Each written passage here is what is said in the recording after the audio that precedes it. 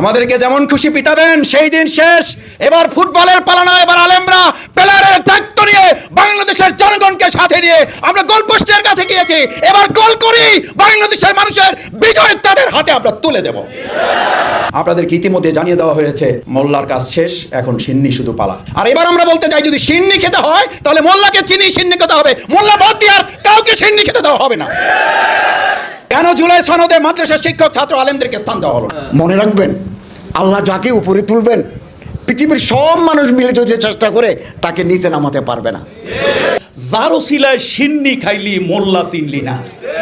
আগামী দিনে পার্লামেন্ট হবে, আগামী দিনের মন্ত্রিসভা হবে, কিছু আলেম ওলামা দরবেশদেরকে হানাকা থেকে এনে ওখানে পাঠাতে পারি কিনা চিৎকার করে বলে দিতে চাই, আমরা ছিলাম, আমরা আছি, আমরাই থাকবো ইনশাআল্লাহ। আমাদের চরম প্রতিপক্ষ, এমনকি শেখ হাসিনা নিজেও 4 তারিখে যাদের নিয়ে বসেছিল তাদের কাছে শেষ কথা বলেছিল, অবস্থা ভালো না, আপনারাও একটু আল্লাহর কাছে দোয়া করেন। মনে আছে আপনাদের? সেদিন তিনিও কিন্তু আপনাদের রাস্তা ধরেছিলেন, শেষ পর্যন্ত তিনিও আপনাদের পথে হেঁটেছেন, কিন্তু যতক্ষণে হেঁটেছেন ততক্ষণে আল্লাহ তাআলা তার জন্য রাস্তা বন্ধ করে দিয়েছেন। সেজন্য আমি প্রায়ই বলি, মানুষ আল্লাহর পথে আসে, আল্লাহর কথা স্মরণ করে, কিন্তু যতক্ষণে আসে ততক্ষণে হয়তো তার কপাল থেকে হেদায়েতের শেষ নিশানাটুকু আল্লাহ তাআলা তুলে নেন। আসতে তো হয়, ওই যে আমরা বলি না, সোজা তো হন, মরার পরে হন, তো মরার পরেই যদি হবেন তাহলে মরার আগে হন না কেন? দ্বিতীয় কথা হচ্ছে, সম্মানিত উলামায়ে কেরাম, মাদ্রাসার শিক্ষক, আমার প্রিয় ছাত্রবৃন্দ, আমাদের ভূমিকা যদি আলোচনা করি তাহলে আমাদেরকে এবার সিদ্ধান্ত নিতে হবে। সেদিন আমরা যাত্রাবাড়ি থেকে কি সিদ্ধান্ত নিয়ে বলেছিলাম এবার আমরা যাই তুই বাইতুল মোকাররমে যাব না গণভবনে যাব? ও, এটা আপনাদের বুঝতে অসুবিধা হচ্ছে। সেদিন কোথায় সিদ্ধান্ত নিয়েছিলাম যে আমরা জাতীয় মসজিদ বাইতুল মোকাররমে যাব না গণভবন দখলে যাব? আমি খুব কেন বুঝতে পারি না আমি যে আলেমগণ আমরা এখনো কেন এটা বুঝতে পারছি না, সেদিন যদি গণভবন টার্গেট করি তাহলে আজকে সেদিনকার খেলোয়াড় হিসাবে আমরা এখনো কেন গণভবন টার্গেট করব না? এখনো কেন জাতীয় সংসদ ভবন টার্গেট করব না? এখনো কেন বঙ্গভবন আমরা টার্গেট করব না? কেন আমাদের শুধু মসজিদ, মাদ্রাসা, জাতীয় বাইতুল মোকাররম এইটুকু হইলেই যেন? আমি আমাদের শ্রদ্ধেয় একজন প্রিন্সিপাল ছিলেন, আমি সস্তিনা মাদ্রাসার ওখানকার ছাত্র, তো আমার শিক্ষক বলতেন যে আমাদের একটা অসুবিধা কী মাসুদ জানো, আমরা দুনিয়ার দৃষ্টিতে কোনো কিছু একটু পেলে মোটামুটি আত্মতৃপ্তিতে ভরপুর, অথচ আল্লাহ গোটা রাজ্যটা আমাদেরকে দিতে চান, সেখানে আমরা কোনো একটা টুকরো মাটি নিয়ে আমরা আনন্দে আত্মদালিত। আজকে আমাদেরকে এটা মাথায় নিতে হবে যে এই আলেম ওলামা ছাত্র শিক্ষক সেদিন যাত্রাবাড়ি দখল করে নাই, সেদিন আমরা ডিক্লেয়ার করেছিলাম গণভবন। আজকে সেই যাত্রাবাড়ি উদ্ধার করার, সেই বিএনএস ভবন উত্তরার উদ্ধার করা, সেখানকার বিজয় ঘোষণা করা ছাত্রদেরকে জুলাই সনদে রাখা হবে না। সেই জুলাই সনদ এই বাংলাদেশের মানুষটা, একজন মানুষ এটা বিশ্বাস করে না। কেন জুলাই সনদে মাদ্রাসা শিক্ষক ছাত্র আলেমদেরকে স্থান দেওয়া হলো না? তার মানে কি জানেন? আপনাদেরকে ইতিমধ্যে জানিয়ে দেওয়া হয়েছে মোল্লার কাজ শেষ, এখন সিন্নি শুধু পালা। আর এবার আমরা বলতে চাই, যদি সিন্নি খেতে হয় তাহলে মোল্লাকে চিনি সিন্নি খেতে হবে, মোল্লা বাদ দিয়ে আর কাউকে সিন্নি খেতে দেওয়া হবে না। আবার সিন্নি সামনে আসতেছে 2026 সাল, আবার দেখবেন সিন্নির কাছে মাসি বনবন করা শুরু করছে। মাসি বনবন করে এই 2 প্রকার মাসি, একটা মোটা মাসি, একটা চিকন মাসি। মোটা মাসি কোথায় কোথায় বসে জানেন? স্বাস্থ্য ভালো কোথায় বসে জানেন? আমি এই কথা বলতে চাই না, আমার মুরব্বীদের কাছ থেকে এগুলো ওয়াজ শোনা, তো এই ওয়াজ ওনাদের সামনে বললে ওনারা আমাকে একটু আদবের খেলাপ মনে করবেন, আমি শুধু স্মরণ করে দেওয়ার জন্য। এই মোটা মাসির কাজে হলো কাঁঠালেও বসে, এই মোটা মাসির কাজ হলো মরা গরুর উপরেও বসে।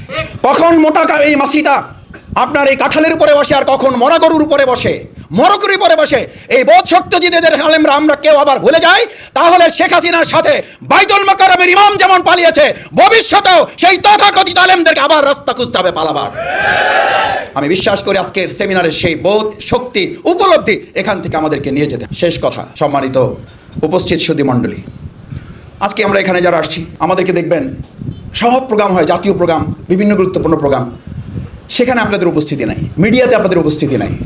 মিডিয়া লম্বা লম্বা আলোচনা হয়, যারা এসি রুমে বসে এই ফেসবুকে এবং টিভি দেখে জুলাই আগস্টের ঘটনা বর্ণনা করে তারা ওখানকার গেস্ট, আর যারা রাস্তায় ঘাম ঝরিয়েছে, রক্ত ঝরিয়েছে, চোখের পানি ঝরিয়েছে, দিনের বেলা রোজা রেখেছে, আপনি বিশ্বাস করবেন না, আমরা যখন কলা এবং রুটি বিতরণ করি এরকম অসংখ্য ভাইকে বলতে শুনেছি, মাসুদ ভাই আমি তো এখন কলা খাবো না, আমি তো রুটি খাবো না, আমাকে দেন, আমি আরেকজনকে দেবো।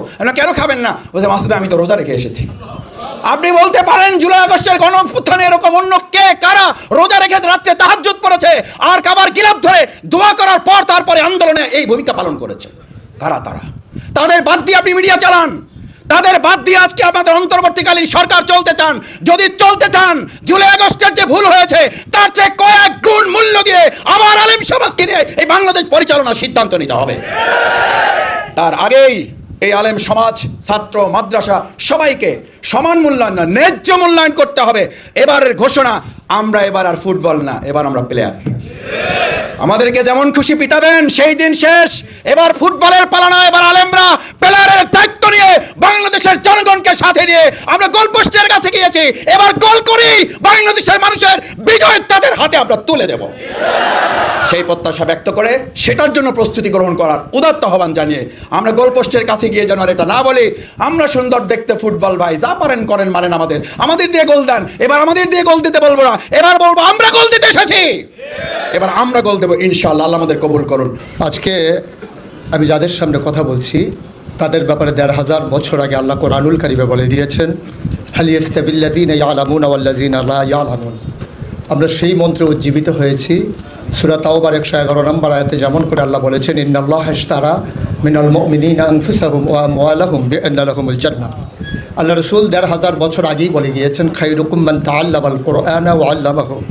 আর সেই দৃষ্টিকোণ থেকে এই হলরুমে যারা অবস্থান করছি, কে কি বলল, কে কি জানালো, কে কি শোনালো, সেদিকে আমরা কর্ণপাত না করে আমাদের ওভার কনফিডেন্স, আমাদের আত্মবিশ্বাস, নবীর কথা অনুযায়ী আমরাই সেরা মানুষ। সুতরাং কারো কথায় আমাদের মর্যাদা কমে যাবে এটা কখনোই সম্ভব নয়।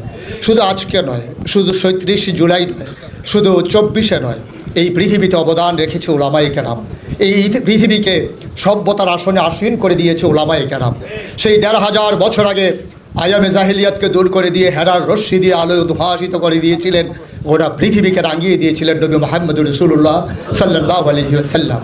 তারাই ধারাবাহিকতায় হযরত আবু বকর সিদ্দিক মুরতাদদের বিরুদ্ধে বজ্র কঠিন হয়ে তিনি প্রমাণ করে দিয়েছিলেন দিন ছিল, দিন আছে, দিনই থাকবে। ওমরে ফারুক তিনি প্রমাণ করে দিয়েছিলেন সত্য আর মিথ্যার বাতিলের রেখাটান দিয়ে। তিনি প্রমাণ করেছিলেন আমাদের যিনি পঞ্চম খলিফা হিসেবে যাকে সাব্যস্ত করা হয় সেই উমর ইবনে আব্দুল আজিজ, তিনি তার সঞ্চিত সম্পদগুলো, তার বিবাহে পাওয়া স্বর্ণগুলো জমা করে দিয়ে বলেছিলেন যে আজকে পূর্ববর্তী বংশধরের রক্তের দায় শোধ করতে আসলাম। আমরা সেই জাতি। সুতরাং বাংলাদেশ আমার প্রিয় মাতৃভূমি, আর এই মাতৃভূমির মাঝে কেউ জগদ্দল পাথরের মতো চেপে বসবে, আর আমরা যারা ৯২% জন লোক মুসলমানের প্রতিনিধিত্ব করি, আমরা চুপ মেরে বসে থাকবো, এটা হবার নয়, হয় না ইনশাআল্লাহ। এবং সামনেও যদি এমন করে কেউ মাথা চাড়ে দিয়ে উঠতে চায়, তাদের জন্য ২৪শের এই গণ অভ্যুত্থানই আবার নতুন করে বার্তা দেওয়ার জন্য যথেষ্ট।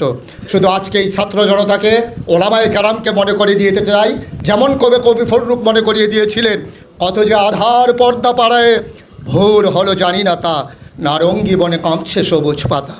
দুয়ারে তোমার ৭ সাগরের জোয়ার এনেছে ফেনা, তবু তুমি জাগলে না, তবু তুমি জাগলে না। ৭ সাগরের মাঝি চেয়ে দেখো, দুয়ারে ডাকে জাহাজ, অচল সবিষে তসবির যেন দাঁড়ায় রয়েছে আজ। হালে পানি নাই, পাল তার উড়ে নাকো, হেনাবিক তুমি মিনতি আমার রাখো। আজকের এই হলরুম থেকে জানিয়ে দিতে চাই, অতীতে যেমন ছিলাম আজও যেমন আছি, ভবিষ্যতেও থাকবো অটল পাহাড়ের মতো। চিৎকার করে বলে দিতে চাই, আমরা ছিলাম, আমরা আছি, আমরাই থাকবো ইনশাআল্লাহ। সুযোগ সবসময় আসে না, সুযোগের জন্য বহু বছর অপেক্ষা করতে হয়। আমাদের দেশে স্বাধীনতার পর থেকে আমরা যে কনস্টিটিউশনাল কন্টিনিউটি, সাংবিধানিক ধারাবাহিকতা বারবার ব্যাহত হয়েছে। কোনো দল যদি একবার বসতে পারে, চলে বলে কৌশলে ক্ষমতার আসন ছাড়তে চায় না।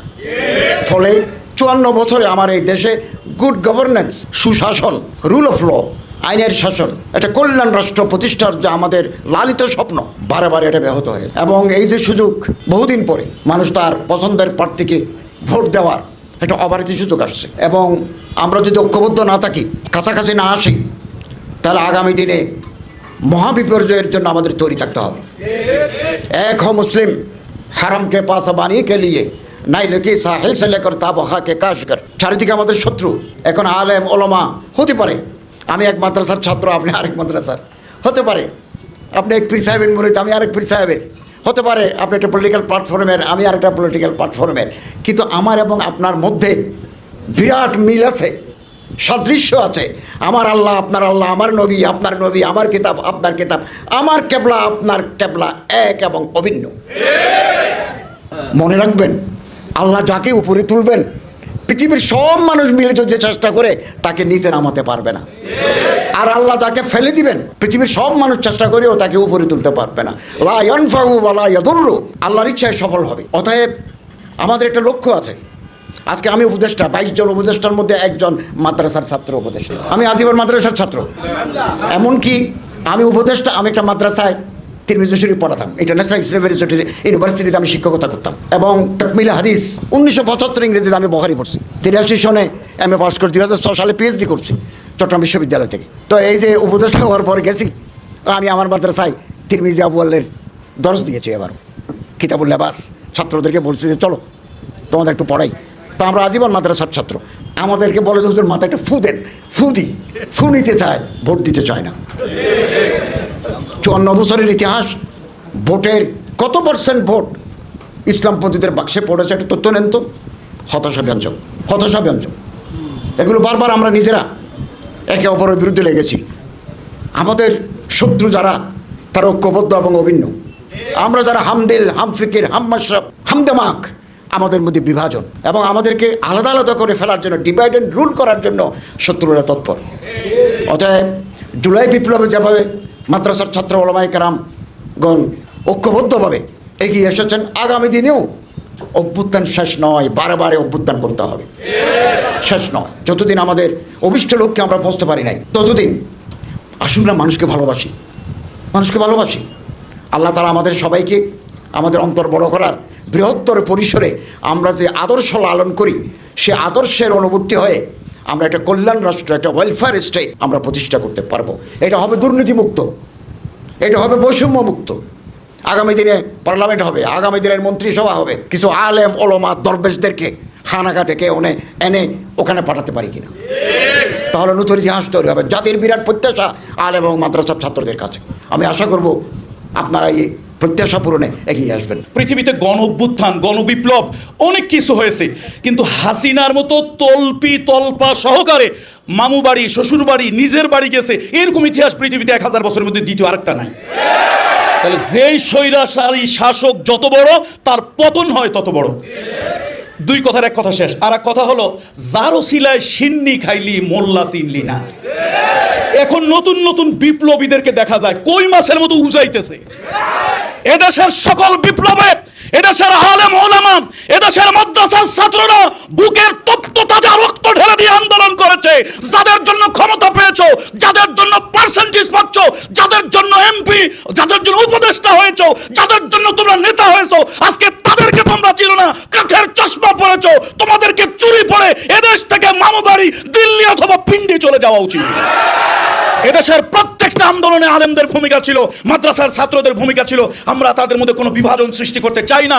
আলেমরা ছিল, আলেমরা আছে, আলেমরা থাকবে। তাদের অবদানকে কেউ অস্বীকার করতে পারবে না। যারা অস্বীকার করবে ওরা মামু বাড়ি চলে যাবে, আমরা আমাদের বাপদাদার বাড়ি ইনশাআল্লাহ বাংলাদেশেই থেকে যাব। আসসালামু আলাইকুম ওয়া রাহমাতুল্লাহি ওয়া বারাকাতুহু। নিউজিল্যান্ড থেকে আমাদেরকে বিচ্ছিন্ন করে দেওয়া হয়েছে, কেন্দ্র থেকে দূরে সরিয়ে দেওয়ার কারণে আজকে গোটা পৃথিবীতে মুসলমানরা কাশ্মীরে, তারপরে আপনার ফিলিস্তিনে, সিরিয়ায়, আরাকানে সব জায়গায় মার খাওয়ার পেছনে একটাই কারণ, আমাদের কেন্দ্রবিন্দু নাই, আমাদের প্রমিস ল্যান্ড নাই, আমাদের সত্যিকার অর্থে আমাদের ঐক্যবদ্ধ কোনো প্রচেষ্টা নাই। এভাবেই কি দিন যাবে? এভাবেই সময় চলে যাবে, রাত যাবে, দিন ফুরিয়ে যাবে, বদলানোর কি কোনোই সুযোগ নেই? এজন্যই আমি মনে করি উত্তরণের উপায় হিসাবে যে বিষয়গুলো আমাদের খুব তীক্ষ্ণভাবে নজর দেওয়া দরকার এবং পরিবর্তনটা যে থেকে সাধন করা দরকার, আমি আমার মতো করে আমার ক্ষুদ্র জ্ঞানে যেগুলো চিহ্নিত করেছি, আমাদের মাঝে এখনও ভ্রাতৃত্ববোধের যথেষ্ট অভাব। যদি আমি মনে করি আমার যিনি আল্লাহ, কাউমি ঘরানার যারা আলেম তাদেরও যদি প্রভু হয় আল্লাহ, যারা আমাদেরকে আমরা সুন্নি বলি তাদেরও যদি আল্লাহই তাদের রব হয়, তাহলে আমাদের যেমন নবী মুহাম্মদুর রাসূলুল্লাহ, আমাদের কিবলা যেমন কাবা, আমাদের দিন যেমন ইসলাম, আমাদের দিন প্রচারের আমাদের যে জীবন বিধান তা যেমন কোরআন, তাইলে কিবলা এক, কাবা এক, আমাদের দিন এক, আমাদের নবী এক, আমাদের ধর্মগ্রন্থ এক, তাহলে আমরা কেন অনেক? এটাই হচ্ছে আজকে সবচেয়ে বড় দুঃখের বিষয়। এক্ষেত্রে সবচেয়ে বেশি ক্রাইসিস পিরিয়ড ওভারকাম করছে ওলামায়ে কেরাম এবং মুসলমানেরা। কারণ হচ্ছে আমরা এখনও এক আল্লাহর বান্দা, এক নবীর উম্মত, এক কোরআনের অনুসারী, এক ধর্মের আমরা পথিক হয়ও এক হতে পারলাম না, কারণ ব্যক্তি স্বার্থর কাছে আমাদের বৃহত্তর স্বার্থ আমরা জলাঞ্জলি দিয়েছি। আমরা যখন দেখি সম্মেলনের পরে বলা হয় সম্মেলন দিয়ে দিন কায়েম হবে না, তখন আমাদের বুঝতে আর বাকি থাকে না, কুচকুচ কালা হয়। তখন আমরা বুঝে নেই কুকুর লেজ লাড়ে না, লেজ তার কুকুর লাড়ে। আমরা তখন বুঝে নেই তাদের স্বার্থ হাসিল করার জন্যে, তাদের ভক্ত মুরিদের মনোরঞ্জনের জন্যে তারা ইসলামের বিরুদ্ধে কথা বলতেও তারা কখনো পিছপা হয় না। এটা হচ্ছে স্বার্থের কাছে নিজেকে বিকিয়ে দেওয়া। সুতরাং আমরা সুরত দেখেছি, সিরতের বড় অভাব দেখেছি। আমরা দেখি কিছু সুন্দর নুরানি চেহারা, আমরা দেখেছি কি সুন্দর লম্বা আলখেল্লা, কিন্তু আমরা দেখেছি তারা স্বার্থের কাছে বিক্রি হয়ে যায়। এজন্যই আল্লামা ইকবাল বলেছিলেন হাল তেরা জাল হায়। এই হালটা হচ্ছে একেবারেই জাল। কেমন করে মানুষকে ধোকা দিয়ে অর্থ বাণিজ্য করা যায়, ব্যবসা করা যায়। এই জন্য যারা নিজেকে বিলিয়ে দিতে পারে তারা এই জন্য দুনিয়াবাজ হতে পারে, কখনো তারা আখেরাতে কল্যাণকারী হতে পারবে না ইনশাআল্লাহ। বন্ধুগণ, এক্ষেত্রে আমাদের সবচেয়ে বেশি প্রয়োজন নিজেদের প্রতি রহম দিল হওয়া। فبما رحمة من الله لنت لهم ولو كنت فظا غليظ القلب لانفضوا من حولك فاعف عنهم واستغفر لهم وشاورهم في الأمر فإذا عزمت فتوكل على الله إن الله يحب المتوكلين। আমরা সেই ম্যাচটাকে যদি নিজেকে তৈরি করতে পারি তাহলে আমরা কি পারবো, সকল ঘরানার ওলামায়ে কেরামকে সমুদ্রের মতো বিশাল হৃদয় নিয়ে আমরা এক মন ময়লাযুক্ত মানুষটাকে আমাদের বক্ষে ধারণ করে নিতে পারবো। ময়লা নিয়ে যখন সমুদ্রে ঝাঁপিয়ে পড়ে মানুষটা পাক হয়ে উঠে আসে, সমুদ্র কখনো নাপাক হয় না। আমরা হব বিশাল আকাশের মতো, আমরা হব বিশাল সমুদ্রের মতো। আমরা অভিভাবকত্বের জায়গায় আছি। আমরা যেহেতু বুঝে নিয়েছি দিন কাকে বলে, কেমন করে তৃণমূল পর্যায় থেকে রাষ্ট্রের সর্বোচ্চ পর্যায় পর্যন্ত দিন কায়েম করতে হয়, যেহেতু আমরা বুঝে গেছি আমাদের দায়িত্বটাও বেড়ে গেছে। সুতরাং আমরা কাউকে দূরে সরিয়ে দেব না, আমরা আমাদের কাছে টেনে নেব। ভাবনা হবে সার্বজনীন, কোনো গণ্ডির ভিতরে আবদ্ধ নয়। ওটা বিশ্ব নিয়ে ভাবতে হবে, ভৌগোলিক অবস্থান বুঝতে হবে, কোন জায়গায় কি প্রেক্ষাপট কাজ করছে এ সম্পর্কে সম্যক ধারণা রাখতে হবে। সবচেয়ে বেশি যেটা প্রয়োজন, আমি একদিন থাকবো না। আপনারা দেখেছেন কি না, কখনো যখন কোথাও আগুন লেগে যায় তখন দেখবেন দ্রুত বেগে বাইরে থেকে বাতাস ছুটে আসে ওই আগুনের জায়গায়। আমি গবেষণা করলাম কেন এটা হয়। আগুন অক্সিজেন পুড়িয়ে দেয়, অক্সিজেনের অভাবের কারণে কখনো জায়গা শূন্য থাকে না, সেই অক্সিজেন দূর থেকে এসে দৌড়ে এসে সেই জায়গাটা পূরণ করে দেয়। আমি মনে করি যারা যেখানে নেতৃস্থানীয় আছেন, বিনয়ের সাথে মিনতি আমার, আপনি একদিন থাকবেন না, আমি একদিন থাকবো না। আমার মৃত্যুর পরে যেন জায়গা শূন্য না হয়ে যায়। প্রতিটি দায়িত্বশীল নাগরিকের দায়িত্ব পরবর্তী দায়িত্বশীল তৈরি করা। আমরা আফসোসের সাথে খেয়াল করে দেখেছি, আমরা যে যেখানে আছি মনে করেছি এটাই বোধহয় আমার আপন ঠিকানা, এখান থেকে মৃত্যুর আগ পর্যন্ত আমি যাব না। এটা নেতৃত্বের সার্থকতা নয়। নেতৃত্বের সার্থকতা হচ্ছে আমার জায়গায় অন্তত আমার অল্টারনেট, আমার বিপরীতে যেন 5 জন নেতা দাঁড় করিয়ে দিতে পারি। আমি মুশতাক ফয়েজি হারিয়ে যাওয়ার সাথে সাথে এই মঞ্চ কাঁপানোর জন্য 50 জন মুশতাক ফয়েজি দাঁড়িয়ে যাবে। এটাই হচ্ছে জীবনের সার্থকতা। তাহলে চাইতে ব্যর্থতা আর কিছুই নয়। যেমন করে নবীর ইন্তেকালের পরে আবু বকর মুরতাদের বিরুদ্ধে দাঁড়িয়েছিলেন শক্ত হয়ে, ওমরে ফারুক যেমন করে কল্যাণ রাষ্ট্রের রূপরেখা দিয়ে তিনি প্রমাণ করে দিয়েছিলেন কেমন করে মানুষকে রাষ্ট্রীয় স্বাদ দিতে হয়, ঠিক তেমন করে ইসলামের 5ম খলিফা মাঝ দিয়ে কিছু খলিফা যখন পদচ্যুতি ঘটল, তাদের আদর্শচ্যুতি ঘটল, ইসলামের 5ম খলিফা হিসাবে সেদিন যখন খলিফা উমর ইবনে আব্দুল আজিজ ভূমিকা পালন করেছিলেন। পরবর্তীতে ক্ষমতা আর দিন দুটার সমন্বয় আর আমরা দেখিনি। এই জন্য হাসান আল বান্নার উদ্ভব হয়েছে, এজন্য পরিচয় ঘটিয়েছে সৈয়দ আবুল আলা মওদুদী রহমতুল্লাহ আলাই, যারা রূপরেখা দিয়েছেন কিন্তু বাস্তবের প্রমাণ দিয়ে যেতে পারেননি। আমরা যারা তাদের স্বপ্ন দেখি, তাদের স্বপ্ন বাস্তবায়ন করার জন্যে আমরা যারা আজকেও এখন পর্যন্ত বেঁচে আছি, আমাদের দায়িত্ব সময় এসেছে। আমরা কি শুনেছিলাম 24-এর গণ অভ্যুত্থানে, 24-এর বিপ্লবে আমরা ছেলেদের কণ্ঠে শুনেছিলাম, সেদিন ছেলেরা স্লোগান দিয়েছিল ঢাকার রাজপথে যে কথায় কথায় বাংলা ছাড়, বাংলা কি তোর বাপ দাদার। আর আমরা দেখেছিলাম কথায় কথায় আমাদেরকে হুমকি দেওয়া হতো মেম্বারগুলো ছেড়ে দাও, দিনের সঠিক কথা মেম্বারে বলা যাবে না। আজকে সময় এসেছে, আজকে আমরাও বলতে চাই কথায় কথায় মেম্বার ছাড়, মেম্বার কি তোর বাপ দাদা। মেম্বার আমার, মেম্বার মুসলমানের, মেম্বার প্রতিটি মুসলমানের কাছে, আলেমের কাছে আমানত। সুতরাং যারা ছাড়িয়ে দিতে চায় তাদের 20 দাঁত ভেঙে দিতে হবে। মেম্বারে আমার পাকাপুক্ত হয়ে বসতে হবে। শুধু মসজিদের মেম্বার নয়, ওই সংসদের মেম্বারগুলো দখল দিতে হবে ইনশাআল্লাহ। আজকে এ পর্যায়ে এসে সবাইকে জাগিয়ে দেওয়ার জন্যে, নিজেকে শানিত করার জন্যে যদি এইভাবে বলি, জেগে উঠি, গর্জে উঠি, জাগিয়ে দেই জনতা, বুঝিয়ে দেই, শুনিয়ে দেই কোরআনের সব বারতা। সকল ভেদাভেদ ভুলে গিয়ে মাথা উঁচু করে দাঁড়াও আজ, হবেই হবে, হতেই হবে প্রভুর দুনিয়ায় প্রভুর রাজ। সবাই মিলে এগিয়ে আসি, সবাই মিলে এগিয়ে যাই। পথ চলা কণ্টকাকীর্ণ, কখনো কুসুবাস্তীর্ণ নয়। এ কাটা মারিয়ে ক্ষতবিক্ষত হয়ে রক্ত পথ পাড়ি দিয়ে এগিয়ে যাব হেরার রাজ তোরণের দিকে। সবাইকে সালাম জানিয়ে আবারও দেখা হবে ময়দানে, কথা হবে কোনো এক মজলিসে, এই আশাবাদ ব্যক্ত করে, সবার জন্য দোয়া করে, সবার কাছে দোয়া চেয়ে আজকের মতো বিদায় নিচ্ছি। আসসালামু আলাইকুম ওয়া রাহমাতুল্লাহি ওয়া বারাকাতুহু। বাংলাদেশ ইসলামের বিপক্ষে সবচেয়ে বড় শক্তি আওয়ামী লীগ, ওদের সাথে আছে রাম বাম সব। কিন্তু সেই আওয়ামী লীগ জুলাই বিপ্লবের কারণে এখন দেশান্তর, তারা এখন নিজের নামে পরিচয় দেওয়ার সাহসও নাই। তারাই ছিল আমাদের সবচেয়ে বড় দুশ্মন, ইসলামের বিপক্ষ শক্তি তারা। এখন তারা যেহেতু নাই, তাহলে আগামীতে ইসলাম কায়েম করা কি কঠিন না সহজ? এই সহজ সুযোগটা করে দিয়েছেন কে? নিশ্চয়ই আল্লাহ। সুম্মা লাতুসআলুন্না ইয়াওমাইযিন আনিন নাঈম। নিয়ামতের ব্যাপারে আল্লাহ প্রশ্ন করবে। সুযোগ বারবার আসে না, যেহেতু আল্লাহ তাআলা ৫৪ বছর পরে এমন সুযোগ আমাদেরকে আর কখনো দেন নাই। সুযোগ এসেছে, এ সুযোগ এবার কাজে লাগাতেই হবে। আমাদের জন্য এই জুলাই বিপ্লব দিন কায়েমের একটি নতুন প্রত্যাশা জাগিয়ে দিয়েছে, সেটা হচ্ছে জনমনে ইসলামের প্রতি আকর্ষণ। আপনারা দেখতে পাচ্ছেন যে এখন বাংলাদেশে ইসলাম কায়েম হতে পারে এই বিষয়ে শুধুমাত্র আমরা কথা বলি না, স্বয়ং বিএনপির লোকেরাও বলতে শুরু করেছে। ওরাও আমাদেরকে এখন প্রতিপক্ষ ভাবছে। আর আওয়ামী লীগ দেশে না থাকার কারণে দেশ এখন দুইটি সেক্টরে ভাগ হয়েছে। একটা হচ্ছে বিএনপি এবং সমমনাদের, আর একটা ইসলামওয়ালাদের। তাহলে আলটিমেট আল্লাহ আমাদেরকে বিরোধী দলে কিন্তু অলরেডি নিয়ে আসছে, আর এক ধাক্কা মারলে সরকারি দলে আল্লাহ এনে দিয়েছে আমাদেরকে দুই জায়গার এক জায়গায়। আমরা কিন্তু ইসলামওয়ালারা কখনোই দুই জায়গার এক জায়গায় ছিলাম না, আমরা অনেকেই ছিলাম থার্ড অথবা ফোর্থ অথবা তারও পিছনে। কিন্তু আল্লাহ এবার সেকেন্ড পজিশনে এনে দিয়েছে অলরেডি জুলাই বিপ্লবের মাধ্যমে। মানুষের প্রত্যাশা অনেক বেশি হওয়ার পিছনে আরও কিছু কারণ আছে। সেটা হচ্ছে যারা আমাদের বন্ধু দল, তারা সুযোগ পাওয়ার পরে যে পরিমাণ সন্ত্রাস চাঁদাবাজি শুরু করছে, বাংলাদেশের মানুষ অলরেডি তাদের উপর বিরক্ত হয়ে গেছে, অলরেডি বিরক্ত। এটা আরেকটি বিস্ময়কর বিষয়, তামাম দুনিয়াতেই সরকারের বিরুদ্ধে আন্দোলন হতে দেখা যায়।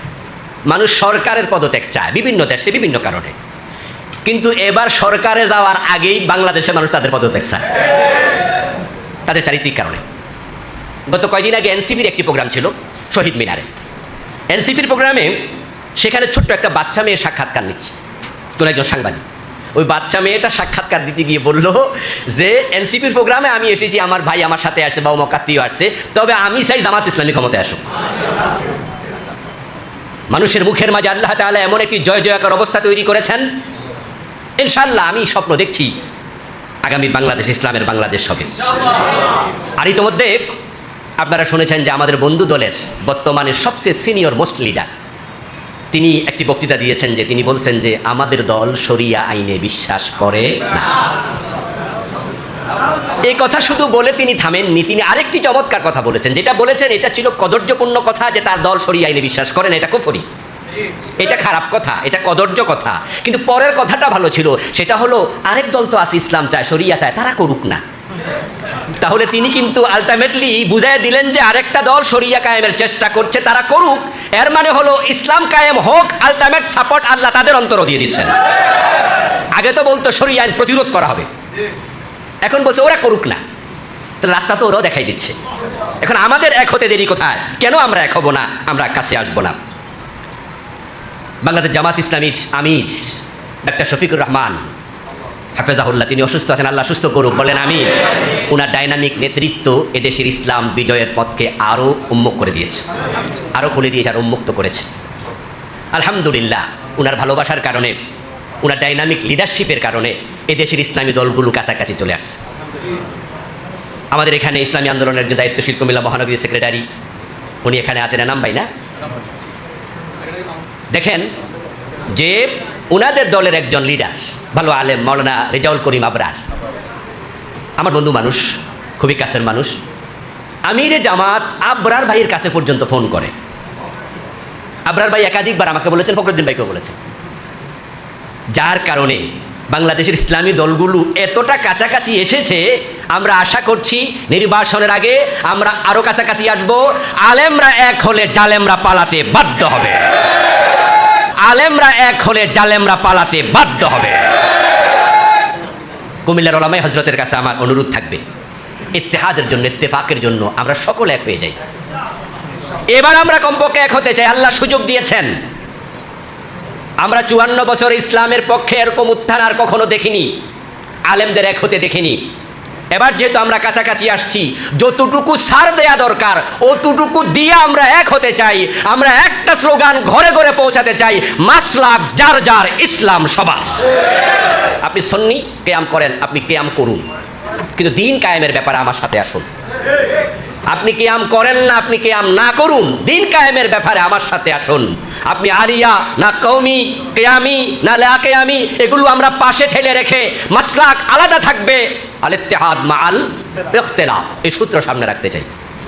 রাজনৈতিক ঐক্য হয়ে যাক ইনশাআল্লাহ। আলেমরা যদি রাজনৈতিক ঐক্য তৈরি করতে পারে, আগামীতে মানুষ এত জনস্রোত বাদভাঙ্গা জোয়ারের মতো ইসলামের পক্ষে আসবে, যেটা হয়তো আমরা কল্পনাও করছি না। কিছুক্ষণ আগে একজন বক্তা বলেছেন, আলেমদের ঐক্য মানে হচ্ছে জাতির ঐক্য। 3.5 লাখ থেকে 4 লাখ মসজিদ আছে, ওই মসজিদের মিম্বার থেকে ইসলামের পক্ষে কথা তুলুন হিকমতের সাথে। কোনো দলের নাম বলা দরকার নাই। সামনে মাহফিলের সিজন আসছে, দিন বিজয়ের জন্য এটা একটা পজিটিভ টার্নিং পয়েন্ট। এবার আপনার নির্বাচন হবে ফেব্রুয়ারিতে, আশা করা যাচ্ছে ফেব্রুয়ারি অথবা তার একটু কম বেশি আগ পরে হয়ে যাবে পুরাটা সিজন মাহফিলের সিজন। আমাদের এক একটা মাহফিল এক একটা বিশাল বড় জনসভা হবে ইনশাআল্লাহ। প্রতিটা মাহফিলে আমরা ইসলাম বিজয়ের পক্ষে কথা বলবো। একটি সূত্র বলে আমি আলোচনা শেষ করতে চাই, সব ওলামায়ে হজরতের আলেমদের আপনাদের কাছে অনুরোধ থাকবে, হেকমাটা হচ্ছে, কৌশলটা হচ্ছে এরকম, 54 বছর ধর্মনিরপেক্ষতাবাদের শাসন দেখেছেন, জাতীয়তাবাদের শাসন দেখেছেন, তারা তো শান্তি দিতে পারেনি, দেশের টাকা লুট করে বিদেশ পাঠাইছে। 54 বছর ইসলাম তো দেখেননি, কমপক্ষে 5 বছরের জন্য ইসলাম দেখেন। যদি মানুষকে আমরা বুঝাতে পারি আর ওলামায়ে হজরতের আহ্বানে মানুষ সাড়া দেয়, ইনশাআল্লাহ আগামীর সংসদ কোরআনের সংসদ হবে।